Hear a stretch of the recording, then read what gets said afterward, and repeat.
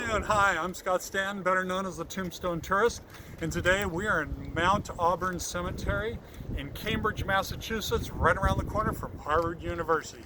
Now, this is an old historic cemetery without a single rock star.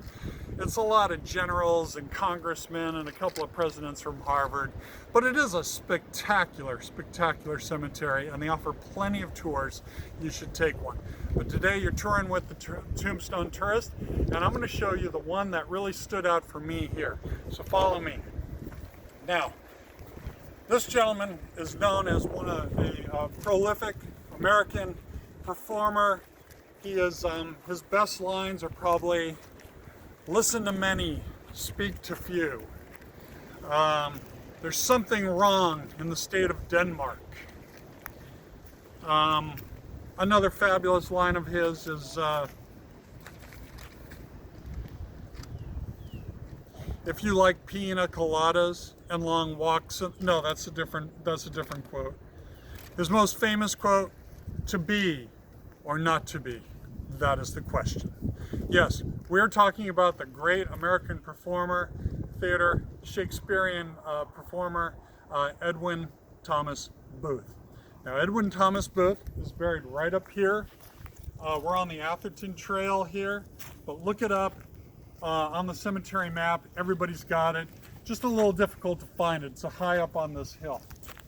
Now, he was considered the single greatest Prince Hamlet in the Shakespearean play Hamlet. He is today still considered the greatest. Nobody has outdone him. And this was in the mid-1800s. He did over 100 Hamlet plays in less than 4 months. He has traveled around the world, on the West Coast, Australia, England, and then he finally settled in New York City, where he founded the Booth Theater. The Booth Theater is still on Broadway today and still has shows. Now, interestingly enough, during the Civil War, he saved the life of a young Robert Lincoln. Robert Lincoln had fallen off the train platform, and the train was coming, and Edwin Booth pulled him out. Robert Lincoln, of course, was the son of Abraham Lincoln. Now, why am I telling you this? If you've already guessed, John Wilkes Booth is the younger brother of Edwin Booth. John Wilkes Booth, of course, the assassination of Abraham Lincoln. 2 months before the assassination, his wife died, and she's buried to the left. Her name does not appear on the tombstone. It simply says wife of. Edwin is buried to the right with a beautiful bronze marker. Now, he lived at what is now known as the Players Club in New York City.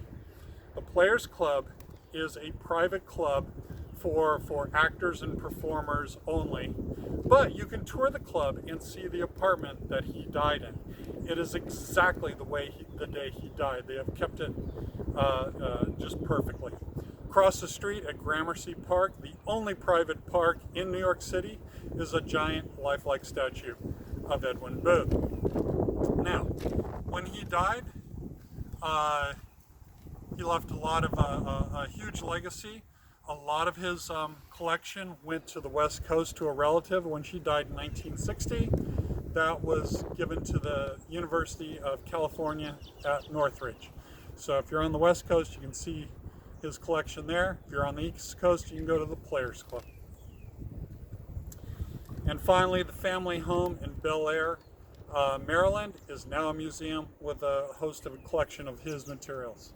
So I'm Scott Stanton, the Tombstone Tourist at Mount Auburn, and I'll see you next time. Neither a borrower nor lender be, for loan oft losses both itself and friend, and borrowing dulls the edge of husbandry. Thank you very much. I'll be here all week, 2 shows a week. Don't forget to tip your waitstaff. Thank you.